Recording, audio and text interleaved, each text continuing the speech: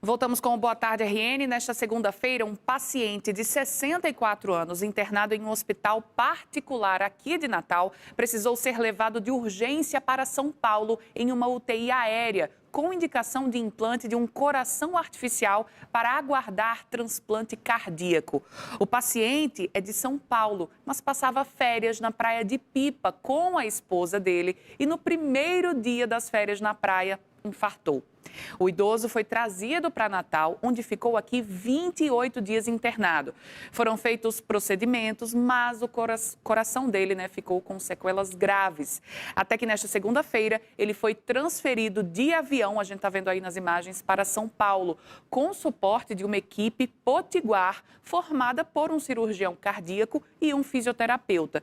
Foram 6 horas, gente, nessa viagem, nessa UTI aérea. Ainda bem que existe essa tecnologia, né, Mari? Ainda bem que existe, mas é bem difícil, viu? A gente viu mais algumas imagens, fica bem apertadinho o espaço, né? Porque a maca com o paciente, aí os profissionais, tem a equipe da UTI aérea também, aí foi a equipe potiguar especializada acompanhando e muitos equipamentos, né? Muito suporte, um transporte muito delicado. E como se trata de um caso atípico, né? A gente mal escuta falar sobre isso, né? Indicação de coração artificial. A gente fala da ECMO aqui, né? Que é o pulmão artificial. Durante a também pandemia, né? Funciona como coração, mas esse seria eu vou falar bem de forma leiga, né? Um coração portátil que é implantado na pessoa, eu diria assim. E aí a gente convidou aqui para conversar com a gente um dos médicos envolvidos nesse caso, que foi inclusive um médico que acompanhou, que ele inclusive está bem cansado, né? Chegou durante a madrugada e foi o dia todo envolvido com esse paciente, mas topou conversar aqui com a gente.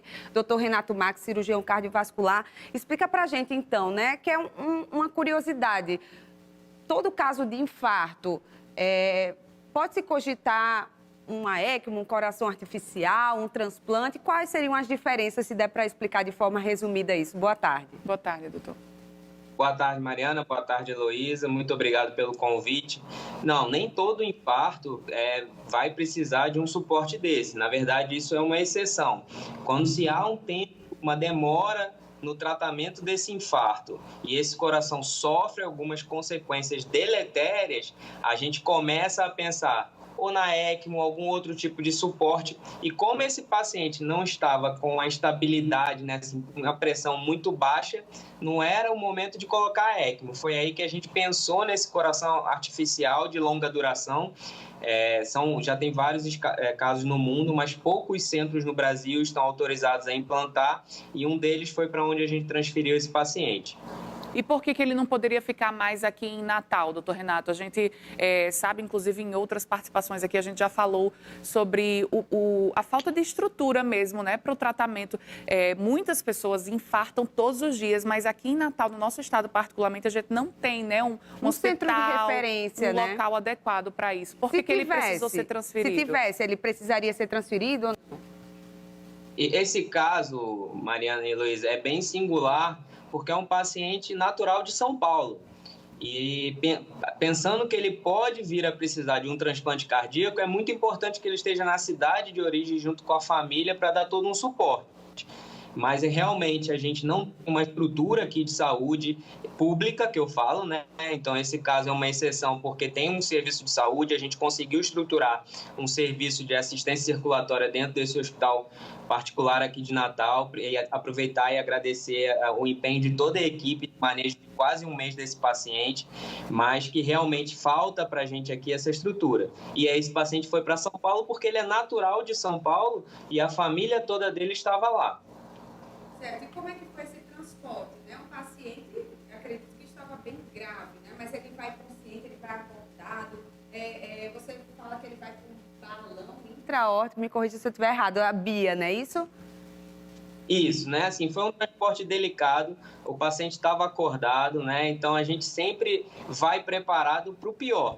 Mas a gente conseguiu executar esse transporte de uma forma tranquila. Esse balão intra-aórtico, né, que é esse dispositivo, sofre algumas influências na altitude, principalmente na decolagem e na aterrissagem, mas ele chegou em ótimas condições lá e a gente estava ansioso em transferir ele porque ele estava no melhor momento clínico para ser submetido a esse risco desse transporte, e ele suportou muito bem essa viagem, essa chegada em São Paulo.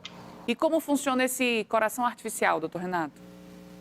O coração artificial é uma bomba que coloca dentro do peito, certo? E ela sai um fio onde é ligado numa bateria. Então, já tem diversos casos relatados no mundo, pacientes fazendo alpinismo, viajando com esse tipo de terapia, tá? É uma terapia para que se espere por mais tempo o transplante, ou espere que esse coração melhore, ou se não há condições de fazer o transplante, a gente chama como terapia de destino, para dar uma qualidade de vida a esse paciente com coração artificial.